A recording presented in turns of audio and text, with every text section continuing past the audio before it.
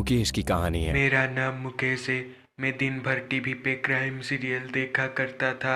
सोते जागते उठते यहाँ तक कि हगने के वक्त भी मैं टीवी पर क्राइम सीरियल देखा करता था।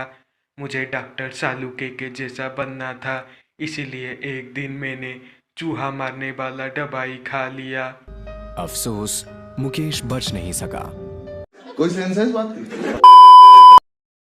तो भाइयों और बहनों, थंबनेल और टाइटल से तो आपको पता चल ही चुका होगा कि आज हम किसके बारे में बात करने जा रहे हैं, लेकिन फिर भी मुझे बताना पड़ेगा क्योंकि ये मेरा धर्म है। तो आज हम बात करने वाले हैं इंडियन क्राइम सीरियल के बारे में, जिसने इंडिया के छोटे से लेकर बड़े तक, मोटे से लेकर पतले तक, टिंगू से लेकर मिंगू तक सबको अपने बस में करके रखा है।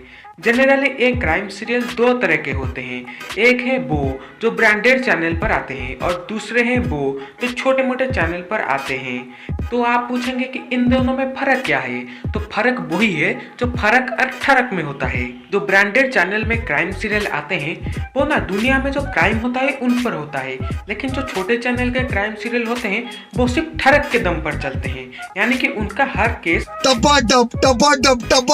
ऊपर होता है। मैं भी कुछ साल पहले इस नशे का शिकार हो चुका था। आज से कम 4 साल या 5 साल पता नहीं, लेकिन मैं इस नशे का शिकार हो चुका था। पहले मैं हर वक्त सिर्फ क्राइम सीरियल देखा करता था, यहाँ तक कि मैंने क्राइम पेट्रोल और सावधान इंडिया के सारे एपिसोड देख डाले थे। चल झूठा। मगर जब आज मैं उसके बारे में सोचता हूँ तो लगता है कि साला बहुत ही फुद्दू शो था यार, हमारा ही फुद्दू काट रहे थे। मुझे तो इसका नशा इस कदर चढ़ चुका था कि मैं मेरे आसपास के सभी लोगों को संदिग्ध नजर से देखने लगा।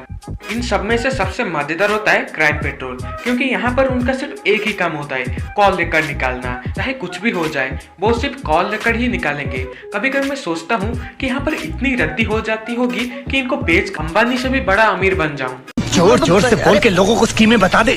और अब तो मुझे क्राइम पेट्रोल के 10 मिनट के शुरुआत में ही पता चल जाता है कि खूनी कौन है, क्योंकि उनके पास तो वही 5-6 लोग हैं। कैरेक्टर डिस्ट्रीब्यूट करते वक्त जो भी बंदा थोड़ा डरावना दिखता है ना, उसको वो हमेशा खूनी बना देते हैं। जैसे हमारे माथे पर सी लिखा होता है वैसे ही उसके माथे पर खूनी लिखा होता है। और वहां पर हमेशा एक आदमी ऐसा होता है जिसको पहले ही 10 मिनट में मरना होता है, उसके मरे बिना तो शो शुरू ही नहीं हो सकता।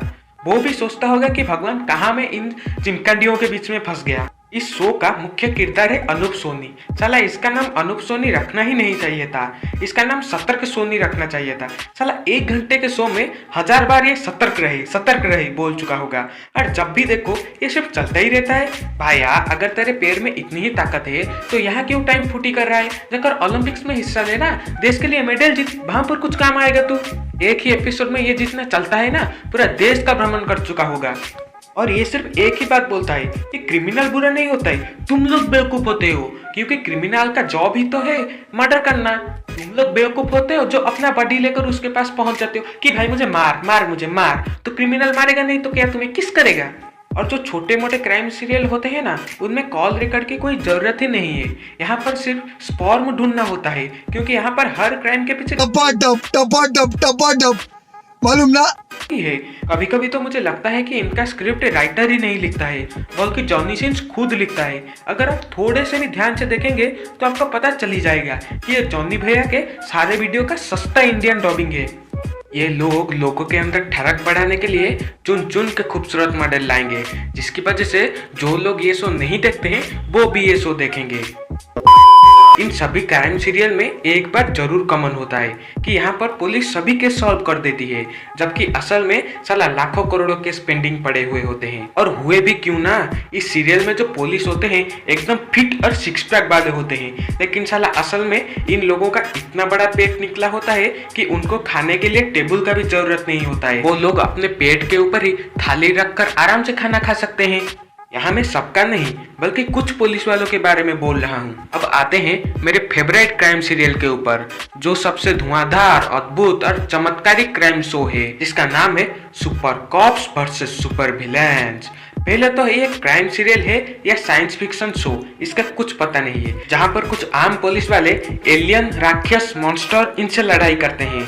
पहले तो मुझे बताओ इनका राइटर कौन सा नशा करता है। तो आज के लिए बस इतना ही। अगर वीडियो पसंद आया तो लाइक कीजिए, सब्सक्राइब कीजिए, शेयर कीजिए।